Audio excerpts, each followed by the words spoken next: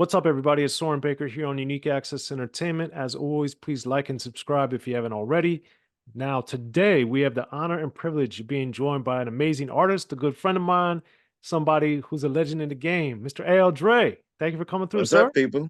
What's up? See, you giving them the writing name, so I always got to give them both so they know who the hell I am. When I used to try and keep them separate, but what's up, Mr. Baker?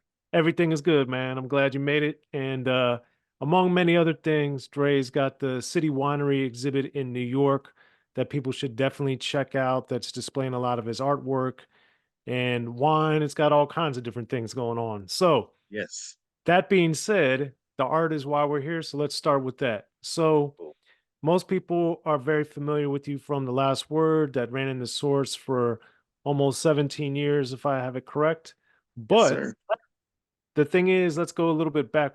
What drew you to art and made you want to actually explore and actually try art before you did it professionally? Just what drew you to it, generally speaking? Well, I got to jump on that pun that you did unexpectedly. That this work will fly. What drew me to art is having an older brother, 8 years older than me, who was and is an artist, and I watched him draw. Um, And as I say, anybody who is a younger brother who actually has an older brother who you actually like and respect wants to try and do stuff like they do. And I would try and draw stuff like he did, and it turned out that I actually could draw. So I don't remember when I wasn't drawing. It wasn't something that just came along. I can tell people that in kindergarten I was drawing and I was teaching people how to draw. Um, I don't remember watching your show if I can curse or not. So oh, okay. All right. So I tell people jokingly that I'm a teacher now. I'm a professor now. But since the age of 4 or 5, I've been teaching motherfuckers how to draw. So I just continue that tradition. And what made how did you get in the idea of teaching them how to draw from such an early age? Now I think just the fact that I loved it so much at an early age, I just wanted to as a shy kid, that was like my voice. So one of my best friends who's, still currently, Kevin Green, who's an artist, I remember going to school and teaching him how to draw Spider-Man and Godzilla. Those were like the two lead things. And from that point, I just, either was trying to bring people in to do what I do, and turned out he could draw also.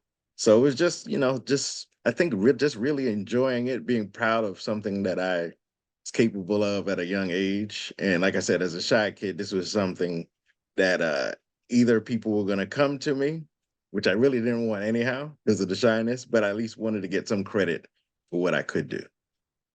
And did that naturally being in New York, did that lead to graffiti a lot, if at all? It led to an appreciation of graffiti, but my father, old West Indian man, I was too scared to write on anybody's walls. For I knew there was going to be some kind of retribution. So now, I mean, as somebody who read comic books, I appreciated good art. I was an art snob at a young age, meaning if it was a comic book that I really liked, I wouldn't even bother to read the story if I didn't like the artwork. So the artwork had to be impressive to my young eye in order for me to actually even read the comic book. And what artistically drew you to specific comics and characters? It would be the art. I remember. All right, so my older brother, once again, I remember him always having DC comic books like Green Lantern and Hawkman, and I thought those were cool. And those were the only things in the house. I didn't have money to buy anything, and I don't know how, who, why. It might have been him seeing I think it probably was Captain America first and foremost. And I tell this story anytime anybody asks, who's your favorite character? I tell them Captain America from when I was a kid. Still is my favorite character. Back when I started reading him, um, he was an artist who lived in Brooklyn, and he carried his shield in his portfolio. That shit was just too fly. You could not be a Captain America fan. And then he was my gateway drug to the Falcon. So I saw a black character for the first time.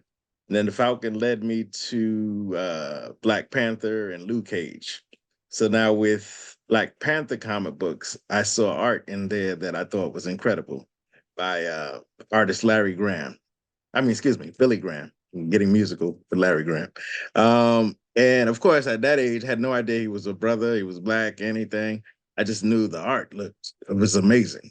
Um, and as I got older and found out, that he looked like me, he became one of my favorite artists. And then there was like a trifecta of Billy Grahams. You had Billy Graham, the comic artist, Billy Graham, the wrestler, Billy Graham, the religious person. So it's like, but he just stood out. Just his art was incredible for Black Yeah. Panther. No, I agree. I didn't see much of it, but I do remember it being particularly striking. So then Yeah. what and why did and let me give a shout out to Hawkman, I think one of the lesser known. Yes. I always thought he was dope, even though he didn't get a Yeah. lot of shine.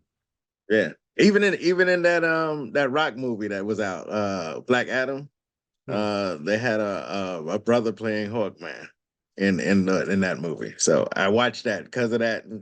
Movie got terrible reviews from people, but I found appreciation in it. No, I didn't end up seeing it because the reviews in particular. I was like, if the even the people that are usually the ones say they like this type of thing don't like it, I don't want to. Check it out for Hawkman, just in general. See what you think. For the OG, shout out to Hawkman. But Yes.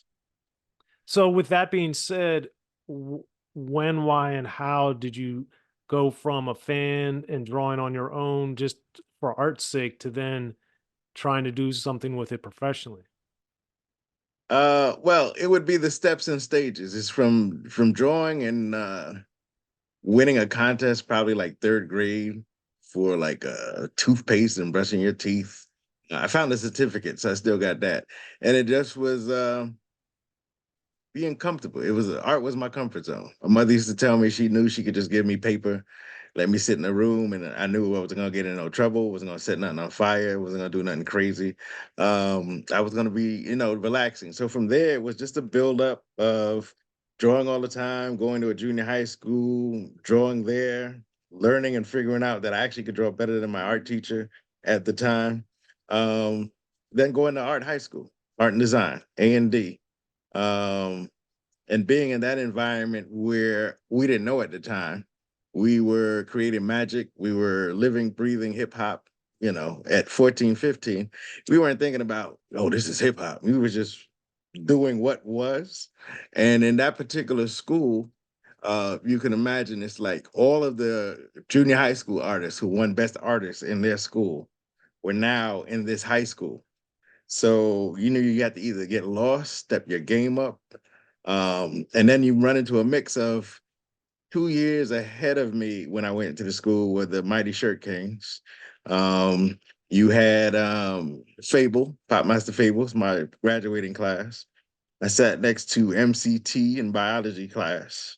So it just was people there experiencing, loving what now is hip hop. And that just was a magnification of the art that I drew. Uh, we had black books that everybody would hand out to each other to have you draw in their book. And that's where I found my voice of doing caricatures because the same shit I did in the source, I would make fun of friends in their own books. So people would give me their books and photos of themselves to clown them and make fun of them. One incident, which, like I said, leads to what I did in the source. I had a friend, what's his name? The last name was Gonzalez. He came to school, opened up his book bag, roach came out. Now you can never live that shit down when a roach comes down. But then he had the gall to ask me to join his black book that following week. So I had an idea. At the time, Taskmaster, a character, had just come out. And I changed him to Roach Master, and I drew him holding a can of Raid in his own black book. And people saw that shit, and everybody, I was getting no homework done on weekends. I was drawing in people's black books. And so I had found my voice. I found what I liked. I found a comfort zone. It was cool with my style, and things just took off from there. Which brings me to a very interesting question. What do you think, was it about the time or your friends Mhm. that made them want to be made fun of? Because now nobody seems like they ever want to get made fun of or criticized in any manner. So Yeah, what back then do you think was different about your circle of friends, your classmates, or society that yeah, was not only comfortable but would actually embrace it? yeah. Well, I went from born and raised in Brooklyn. Um, Sixth grade, my grades were good, so I got bused to a mostly white neighborhood for the start of junior high school. So that's where I like faced my first doses of racism from the very first day. Um, got Coca-Cola and bleach thrown on me the very first day. So I knew the tones, and I wasn't blind to stuff. I knew about because my father and mother would teach me about Martin Luther King, civil rights, all that type of stuff. So I was aware of how other people saw me, but that wasn't how I was raised. My mother had all sorts of different friends and uh, races and all that kind of flavor. So going to high school, you had the Rainbow Coalition in that school. White folks, black folks, kids in leather, Italians, Asians, the whole flavor. So all those became my friends because we all were artists. And we weren't soft. In the 70s, it was bitch, it was this, it was that, you got it's like All in the Family, Archie Bunker. That's how everybody spoke. And your feelings didn't get hurt because you either just dished it back out and you gained a mutual respect. And I would say those 3 years in that high school never faced one bit of racism or anything at all. And we went hard at each other from racist shit, Indian this, that. And it was cool because it didn't come from a place of hate. It was just we clowning, so it was a comfort zone. So even when I went to the last word, it's very easy to offend somebody. It's very easy to pick the lowest hanging fruit and just go at somebody. But my goal was always to come with layers. You had to see a visual joke, a written joke, like the Roach Master. I could have just drawn him like that. I drew him with a can of a raid and whatever. It's bringing it all together, and that just accompanied, like I said, all my different layers of love and appreciation for art. Even if I wasn't doing graffiti, I still appreciate it. I saw other brothers working in their books hard, the same way I worked in other people's books to do my caricatures. So I knew everybody was working hard. So it was the appreciation, the fact that everybody was straight up with each other. Like I said, it was no hate involved, but we went hard on each other. But it was mostly wrapped in respect. Okay. Yeah. So then was the source your first opportunity professionally? No, I had already been freelancing. I got out of college in '87. So I was already freelancing. Ed Young tells me all the time, I taught them how to be professionals. Because when I went in there, I came with my contracts, told them they only had first Northern reproduction rights of my art. And they was like, what? And I was like, yeah, y'all get to use it. And then the shit comes back to me. I retain ownership. Um, so no, going to an art high school that stressed teaching you business and talked about retaining ownership of your artwork. And then going to a college, the School of Visual Arts, who kind of taught the same thing, but all that was still in my brain from high school. Um, so I had been, I think one of my first real bigger magazines was Players Magazine. I did like 3, 4 straight drawings for them. I did Spike Lee. I did the guy from the Bus Boys, lead singer. I did Leon Isaac Kennedy, and I did Vanity.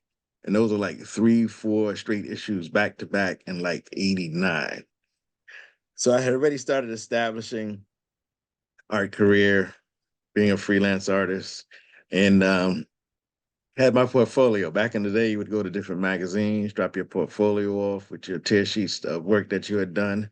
Um, and that's how you got further work. So I was heading home one day.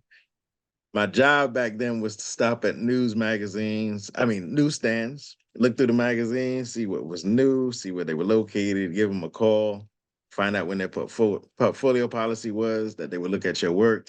And I was just about to get on the D train at like Broadway Lafayette, and I saw a Source magazine. And I saw the number in there. I called up. I was like, do you have a portfolio policy? It's like, what's a portfolio policy? And it turns out it was John Schechter I was talking to on the phone. Oh, And he's wow. like, "Where you at?" I'm like, "Over here." He's like, "Y'all like down the block." So I went over, uh, met with him. It was like a small room. Um, yeah, real small room, now that I think about it. Um, Talked about he always envisioned having some kind of art in the magazine, similar to Mad Magazine's fold-up page. He wanted to end it with something. He's like, about to close the magazine. Do you think you'd be able to come up with something in like 2, 3 days? And I was like, so what do you want? He's like, we're doing something about Eazy-E and the FBI and his phone taps. And I didn't even do a sketch. I was like, yeah, I got something. And did the drawing, brought it in.